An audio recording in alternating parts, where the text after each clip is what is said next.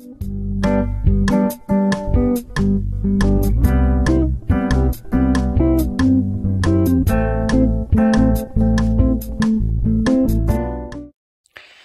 sok szeretettel üdvözlök újra mindenkit a Kisvakond csatornán. Hát most megint 9-10 napja nem volt videó, sajnos el voltam utazva. De ma újra lesz videó, mégpedig a kobakos növények vetéséről. Hát most ezt a dzsungelt innen kipakolom, minden nagyon szépen fejlődik. Most épp a zellerek, hát mutassam meg a zellerpalánták, nekem most így néznek ki. Várják a jó időt és a kiültetést. Ha szép idő lesz, jó idő lesz, lehet már április 3. hetében kikerülnek a kertbe. Ugye a padlizsánok, szerintem ezek is nagyon szépen fejlődnek. Hát a száruk az még csak vagy olyan 5 cm 6, de nagyon szép dús levélzetük van mindegyiknek, teljesen egészségesek. Ugye most itt a káposztapalánták voltak még bent, virágpalánták odába, vinka, majd arról is lesz egy videó, és hát a paprikák voltak most bent. Na most ezeket is kiszedem pár percre a paradicsomok mellé, amik ugye most kint vannak, hiszen a megvilágítást úgy használom, hogy reggeltől estig az egyik brigád van bent, az egyik brigádban vannak ugye a paprikák, padlizsánok, zellerek, káposzták és néhány virágfajta, másik brigád az zömében paradicsom és más virágfajták, illetve néhány fűszernövény. Na most ezekből itt kiszedek, hogy azért férjek, mert ezt az asztalt használom vetésre, és akkor megmutatom, hogy milyen kobakos növényeket vetek ma el. Hát elég sok mindent. Fogjunk hozzá. Na most már sokkal jobb. Az első dolog a föld előkészítése. A kobakosoknak egyszerű palántaföldet szoktam használni. Ha van, akkor teszek bele egy kis trágyát. Most nincs, ezt is meg szoktam oldani. Mindenképpen használok valamennyi trágyát bele. Ezt most ilyen peletes formába fogom elkövetni. Minden cserépkébe be fogok dobni körülbelül 3 darab ilyen apró peletet. Azért, mert a kobakosoknak nagyon gyors a fejlődése, nagyon nagy a nitrogén igénye, tehát gyorsan növekedő növény, nagy levelekkel, és emiatt nagyon hamar kiürül a cserép. Én meg mivel nem szeretném őket kiültetni majd csak május közepe táján, ezért egy kis elemózsiát belecsomagolok a pakba. A palántaföld mellett még mindenképpen egy kis perlitet szoktam belekeverni a földbe. Ezt így mindjárt össze fogom keverni a földdel. Ezzel egy kicsit levegősebbé, szellősebbé teszem a földet, és még egyszer mondom, a kis pici trágyát majd minden egyes pici cserébe el fogom dugni. Azt is megmutatom, hogy hogyan. Azért, hogy ne legyen az, hogy hiány tünetek jelenjenek meg kiültetésig. És apropó, mielőtt ezt összekeverem és megmutatom, hogy mit ültetek és hogyan, volt egy kérdés a minap a palántákkal kapcsolatban. Volt a videóm, ahol a káposztát és a karfiolt vetettem. No, kérdezte tőlem valaki, hogy miért teszem őket így egybe, hát honnan fogom tudni, hogy melyik. Hát nagyon könnyű megkülönböztetni, ugyanis a káposztának a levele az jellemzően kerekded, míg a karfiol levele az hosszúkás, megnyúltabb. Tehát ránézésre is könnyen kivehető, hogy melyik a káposzta és melyik a karfiol. Na visszatérve a mi dolgunkra, én összekeverem a földet, aztán mutatom, hogy mit vetek. Na kezdjük a tökökkel a vetegetést, ma sok mindent fogunk elvetni. Tökből nagyon sokfélét fogok tenni, viszont mindenkinek azt ajánlom, hogy ne essen túlzásba, mert a töknek óriási a helyigénye. Egy tökre számolhatunk 1 négyzetmétert. Ugyanez igaz ugye dinnyékre is, tehát kell nekik a hely. Tehát nincs értelme 10-20 egyfajtából vetni, mert egész egyszerűen nem fogunk elférni a kertben. Én nagyon sokféle tököt fogok ma ültetni. Ezek közül aláhúznám ezt a terméket, ez nem reklám, de ez a Johnsonnak egy terméke, a neve Astia F1. Ez egy olyan cukkini fajta, egy olyan tökfajta, amelyik nem érzékeny lisztharmatra, ezért ezt kiemelten előnyben részesítjük, tehát ebből mindenképpen fogok vetni. A feleségem kedvéért dísztök is kerül majd a kertbe, mégpedig kétféle, ugye ez a típus és ez a típus mindenképpen a földbe fog ma kerülni, illetve egy másik dísztök ez. Tehát ebből a 3 dísztökből, de ezekből egy-egy darabot, vagy max. 2 cserépkét fogok tenni, aztán meglátjuk, hogy hányat tartok meg. Ma elvetésre kerülnek a sütőtökök is. Mindenképpen nagyon kedvelem a nagy dobosi fajtát, ami egy klasszikus és nagyon bevált, de ezt a román fajtát is ki fogom próbálni idén először, illetve a kolbász tököt, ez egy nagyon-nagyon régi tökféleség, manapság már kiment a divatból, de nagyon-nagyon ízletes és különleges, amikor egy ilyen méter hosszú tököt becipelünk a házba. Nagyon kellemes fajta, és egy harmadik sütőtökfélét is el fogok vetni, ezt a Marina di Chioggia nevű, vagy Chioggia nevű tököt is. Na most a tökvetése az pofon egyszerű dolog. Be is áztathatnánk a magokat, akkor hamarabb kell ki. Azt kell tudni, hogy ki a szabadföldbe egyenesen is tökéletesen vethető, de akkor mindenképpen várjuk meg szerintem körülbelül az április 15-öt nagyjából. És utána is azért, ha fagyok vannak, van benne rizikó. Ha palántázunk, én jobban kedvelem palántázni, akkor viszont már a hónap elején eltehetjük. Egyrészt nyerünk vele 2 hetet, másrészt nincs vele az a rizikó, hogy esetleg egy májusi fagy kárt tesz benne. A vetés maga pofon egyszerű, gyorsan megmutatom, aztán megmutatom az uborkavetést is. No, tehát 8x8-as cserépnél kisebbel nem is érdemes töknél próbálkozni. Tehát ez a minimum méret, amit én ajánlani tudok. Egész egyszerűen megtöltöm palántaföldre, színültig, látjuk? És nagyon-nagyon fontos, hogy utána alaposan lenyomkodom. Ez nagyon-nagyon fontos, hogy a föld legyen megnyomkodva. Ha a földet megnyomkodom, látjuk, hogy szinte a felére csökken a mennyiség. Az edényke szélére, ebbe a magasságba teszem be azt a néhány szem trágyát, amit most alkalmazni fogok, és középre fog kerülni minden cserébe 2 darab mag. Ebből csak egyet tartok meg. Tehát 2 vetek, ha véletlenül valamelyik mag nem okés.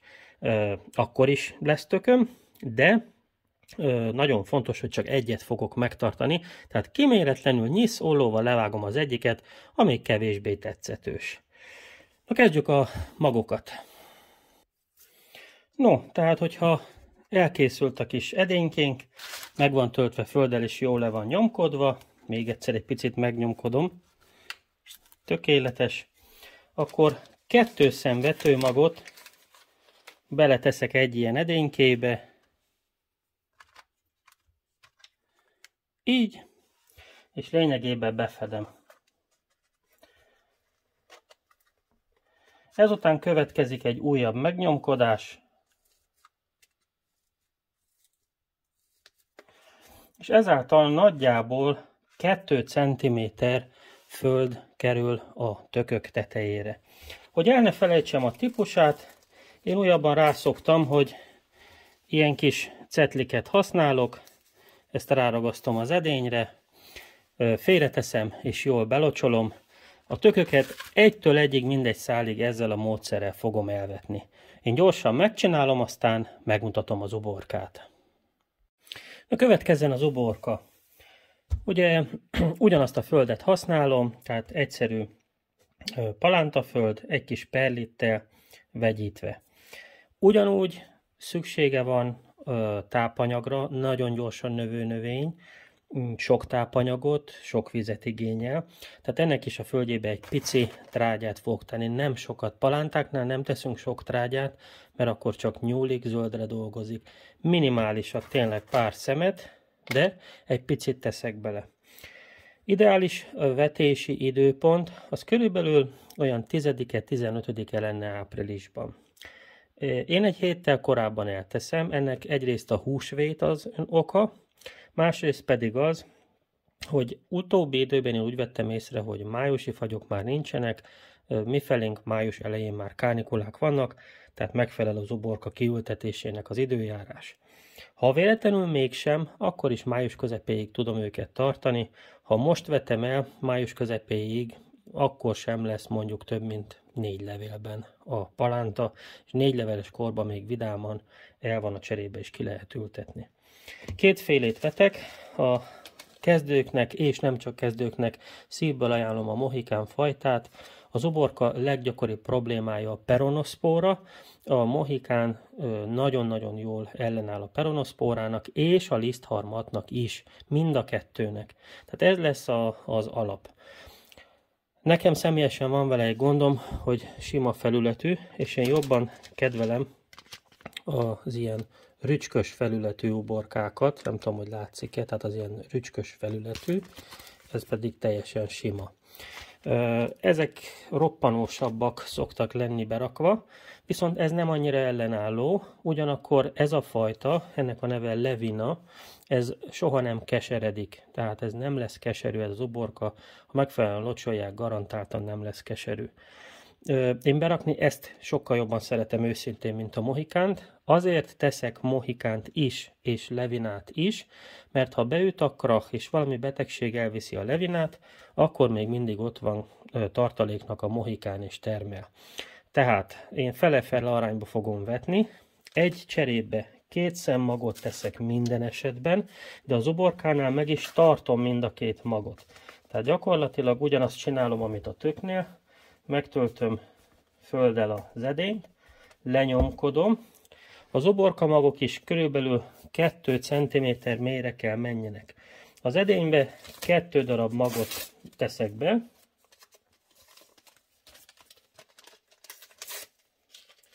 Az edény 2 szélébe. És meg is fogom tartani mind a 2 növényt, ugyanis így fogom őket kiültetni. Tehát az edény 2 szélébe tettem a 2 magot, és az edényt, tehát a palántákat így együtt fogom kiültetni a földbe. Hát körülbelül május elején valamikor időjárás függő. Egymástól nagyjából ilyen 40-45 centire ültetek el egy ilyen cserépkét 2 növényjel. Így tudom kiszámolni, hogy összesen hányat vessek el. Nem érdemes többet készíteni, mint amennyit felhasználunk, max. 2-3 cserépkét pluszba.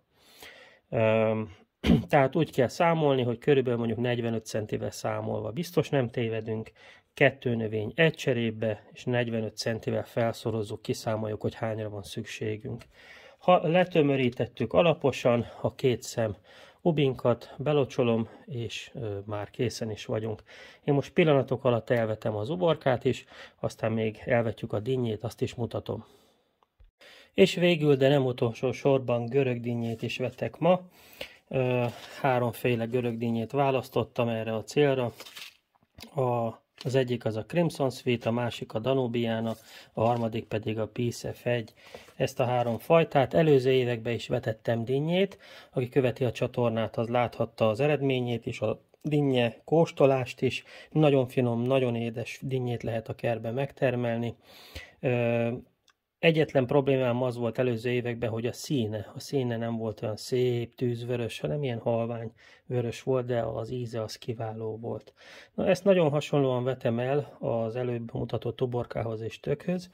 Annyi különbséggel, hogy ugye itt is 2 szem magot teszek, ugye itt látható is a 2 szem mag, és egy nagyon-nagyon pici trágyát minden egyes edénybe, de ebben az esetben is csak egyet fogok meghagyni, tehát ha mind a 2 ki kell, akkor az egyik-kettőből elvágom, és csak egyet hagyok meg az edénybe. Ezt mindenképpen csak május közepe után szabad kiültetni, amikor tényleg igazán meleg van, és aki esetleg növelni szeretné a terméshozamot, a növény életképességét, az esetleg gondolkozhat azon, hogy ráoltja tökre. Na most ilyen esetben, mondjuk mivel ez lassabban működik, mint a tök, ezt ugye el kell ültetni most, a tököt meg hát azért valamivel későbben, minimum, hát szerintem egy kövér 2 héttel későbben, mert a tök az lassúbb, tehát 2 hét különbség legyen közöttük. Oltásra hát lényegében lopótök fajtákat szoktak használni erre a célra. de akár az előbb mutatott kolbásztökre is rá lehet oltani. Lényegében lagenária tökfélékre szokás ezt ráoltani. Kaphatóak direkt tök alanyok dinnye oltáshoz, lagenária csoportból, ezt meg lehet vásárolni neki. Ugyanúgy vetem, ugyanúgy gondozom lényegében, mint a tököt és az uborkát, de még egyszer mondom, csak egyet hagyok, és ezt tényleg csak akkor fogom kiültetni, mikor már nagyon jó meleg van kint. Hát ennyi lett volna mára, köszönöm szépen a megtisztelő figyelmet, én elvettem a dinnyeimet, és hát holnap érkezek valami mással, mert most nagyon sok mindent kell elvetnünk. Köszönöm a figyelmet, a viszontlátásra.